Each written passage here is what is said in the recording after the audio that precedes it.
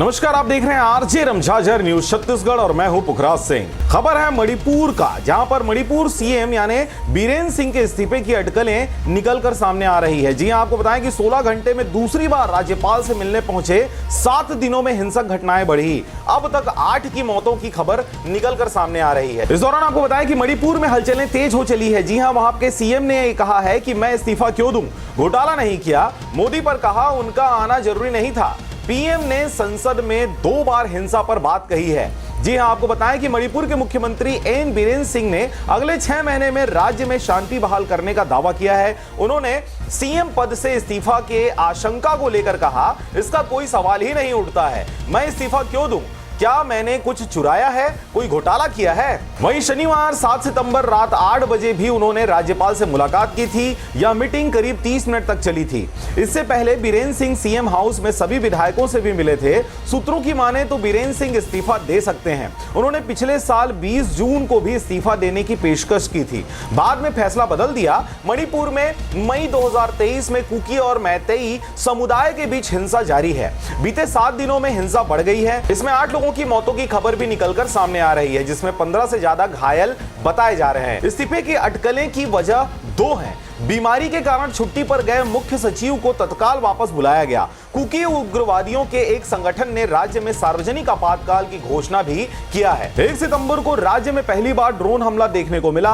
Imphal waste जिले के पहाड़ी के ऊपरी इलाके से कोत्रुक और कांडाक बांड घाटी के निचले इलाकों में फायरिंग की और ड्रोन से हमला किया।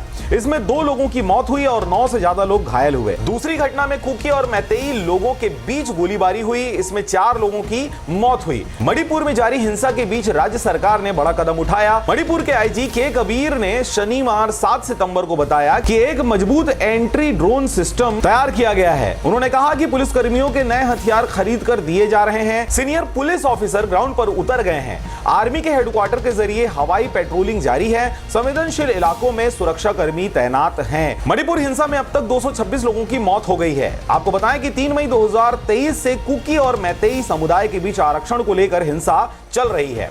सरकारी आंकड़ों के अनुसार हिंसा में अब तक 226 लोगों की मौत हो चुकी है। 1100 से ज्यादा लोग घायल हुए हैं। 65,000 से ज्यादा लोग अपना घर छोड़ चुके हैं।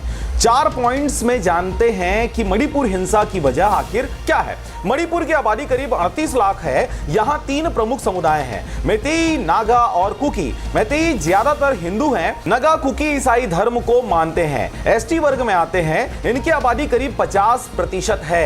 राज्य में करीब 10% इलाके में फैली इंफाल घाटी मैतेई समुदाय बहुल्य है। नागा कुकी की आबादी करीब 34% है। ये लोग राज्य के करीब 90% इलाके में रहते हैं। कैसे शुरू हुआ विवाद? मैतेई समुदाय की मांग है कि उन्हें भी जनजाति का दर्जा दिया जाए। समुदाय ने इसके लिए मणिपुर हाई कोर्ट में याचिका लगाई। समुदाय की दलील थी कि 1949 में मणिपुर का भारत में विलय हुआ था। उससे पहले उन्हें जनजाति का ही दर्जा मिला हुआ था। इसके बाद हाईकोर्ट ने राज्य सरकार से सिफारिश की कि मैतेई को अनुसूचित जनजाति यानी एसटी में शामिल किया जाए। मैतेई का तर्क क्या है?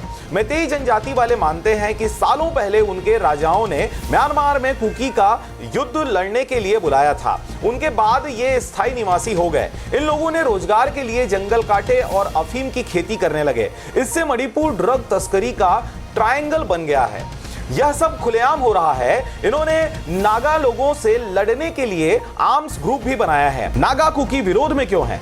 बाकी दोनों जनजाति मैतेई समुदाय को आरक्षण देने के विरोध में हैं। इनका कहना है कि राज्य में 60 में से 40 विधानसभा सीट पहले से मैतेई बहुल इंफाल घाटी में है। ऐसे में एसटी वर्ग में मैतेई को आरक्षण मिलने से उनके अधिकारों का बंटवारा होगा। सियासी समीकरण क्या है? मणिपुर के 60 विधायकों में से 40 विधायक मैतेई हैं और 20 विधायक नागा कुकी जनजाति से हैं। अब तक 12 सीएम में से 2 ही जनजाति से रहे हैं।